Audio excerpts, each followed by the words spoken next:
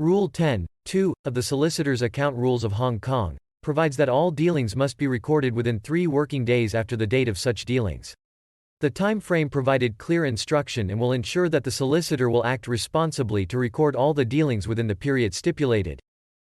As we can see, in Malaysia, it is silent over the issue of when the solicitor shall record all those dealings.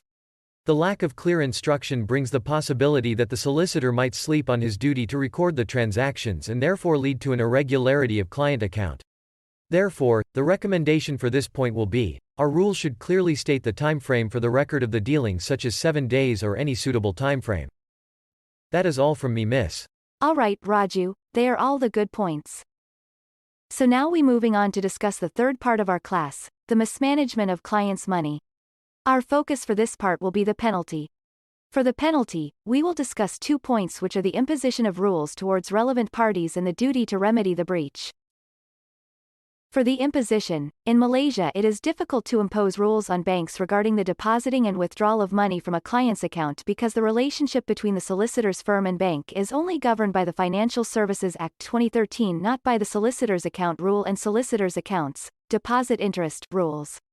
In Singapore, the Singapore Law Society has introduced a handbook entitled, Solicitor's Account Rules Guide to Solicitor Account, which the effect for non-compliance with the rules is mentioned in this guidebook, where action will be taken against the delinquent solicitor under sections 72 to 74 of the Singapore Legal Profession Act, and they can be liable to conviction to a fine not exceeding $5,000.